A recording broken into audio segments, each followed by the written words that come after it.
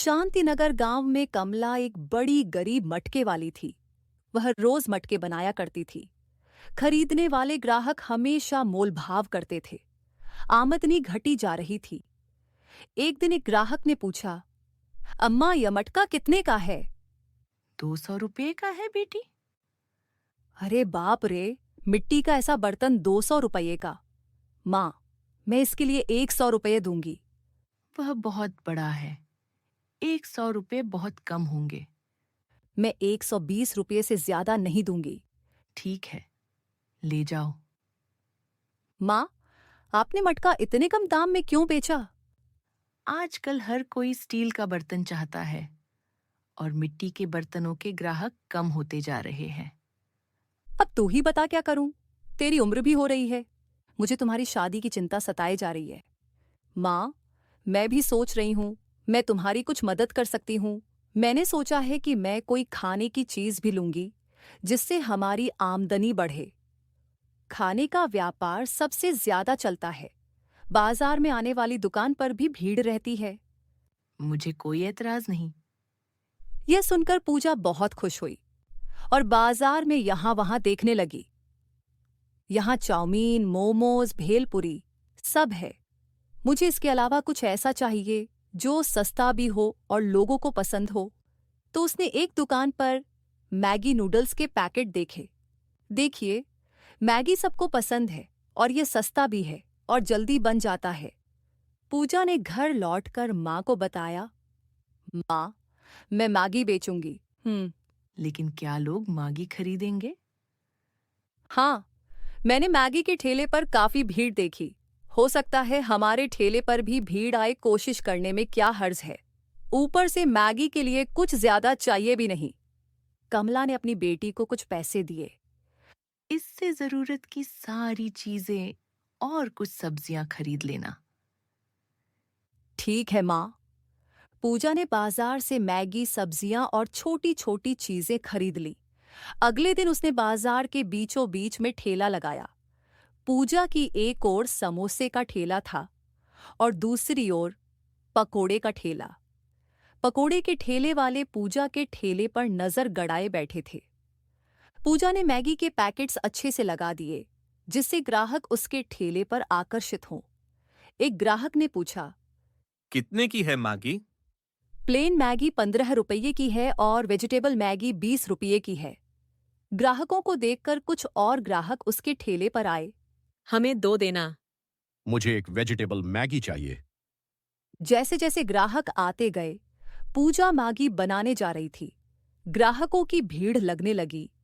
यह बात अगल बगल के ठेले वालों को अच्छी नहीं लग रही थी। गर्मा गरम गरम मैगी। मैगी ग्राहकों को बहुत पसंद आ रहा था।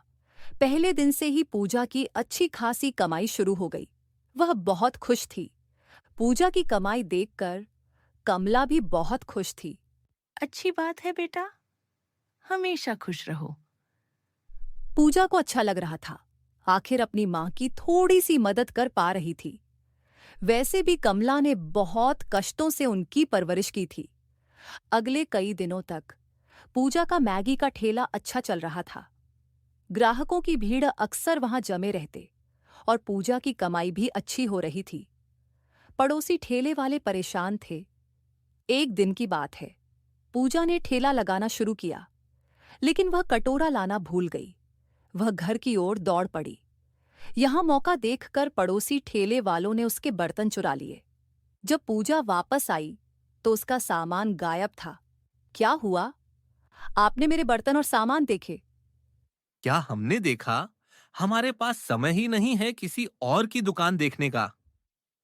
पूजा परेशान हो गई और वापस घर गई। क्या हुआ? कमला को चोरी की बात पता चली। सुमित्रा का ध्यान उसके घर में रखे सभी मिट्टी के बर्तनों पर गिर गया। उसने सोचा कि मिट्टी के मटके में मैगी बनाकर और छोटे छोटे मटकियां में मैगी ग्राहकों को परोस सकती थी। बेटा, मैगी को बड़े मटके में बनाओ और उसे इन छोटे मटकियों में परोसो। लेकिन माँ, आज के लिए इतना ही करो, बाकी कल देखेंगे। कमला ने मिट्टी और छोटी मटकियां उठाईं और वापस लौट आई। उसने अपना ठेला अच्छे से सजा दिया। इस बार उसके ठेले में बर्तनों के बदले मटकियां थीं। यह नई चीज क्या है? पूजा को कुछ समझ नहीं आ रहा था कि वह क्या बोले। मटका मैगी? यह कुछ अलग है। मुझे एक वेजिटेबल मटका मक्की चाहिए। पूजा ने मिट्टी की छोटी छोटी हांडी में मैगी बनाई और ग्राहक को परोसा। उस ग्राहक ने मैगी छककर कहा, यह पहले से भी कहीं ज्यादा स्वादिष्ट है। ये देखकर और भी अधिक ग्राहकों ने मटका मैगी ऑर्डर की। हमने कभी ऐसी मैगी नहीं खाई। ग्राहकों को मटका मैगी बहुत ही ज्यादा पसंद आई। पूजा सभी को खिलाने लगी। बहुत बढ़िया। बेहद स्वादिष्ट। कल से यही मैगी खाएंगे। पूजा समझ गई थी कि मटका मैगी उसकी आमदनी बढ़ा सकती है। उसके पड़ोसी ठेले वाले और परेशान हो गए। उन दोनों ने क्या चाहा और क्या हुआ? अगले दिन पूजा का ठेला खुलने से पहले ही वहां ग्राहक खड़े थे। पूजा ने आते ही काम शुरू कर दिया। अब वे धड़ाधड़ मटका मक्की बनाते जाती और ग्राहकों को परोसी जाती। ग्राहक बहुत खुश थे। पूजा की आमदनी कई गुना बढ़ गई थी। कुछ दिनों में कमला भी पूजा के साथ ठेले पर काम करने लगी। दोनों माँ बेटी मिलकर दिन के हजारों रुपए कमा आया करते थे। अब कमला को पूजा की शादी की चिंता नहीं थी। सोच नहीं था कि मेरी बेटी इतनी बड़ी हो गई है कि मुझे उसकी चिंता करने की जरूरत नहीं है। भगवान, तेरा लाख लाख धन्यवाद। कमला और पूजा बहुत खुश थे, पर वहीं पूजा के पड़ोसी ठेले वाले बहुत दुखी थे। हमने क्या करने का सोचा था और क्या हो गया? वह कहते हैं ना, किस्मत खराब हो तो ऊंट पर भी बैठे इंसान को कुत्ता काट लेता है। वैसे ही अगर किस्मत अच्छी हो तो बुरा करने पर भी भला ही हो जाता है। हम दोनों को कोई और धंधा लगाना चाहिए। हाँ, अब यहाँ हमारी दाल नहीं गलेगी। अब यहाँ लोग सिर्फ मटका मक्की खाने आएंगे। पूजा के पड़ोसी ठेले वाले अपना बोरिया बिस्तर लेकर वहां से 9-2-11 हो गए। पूजा का मटका मक्की दिन ब दिन तरक्की करता जा रहा था। उसे कहाँ पता था कि मजबूरी में इस्तेमाल किया हुआ मटका कमाल कर जाएगा।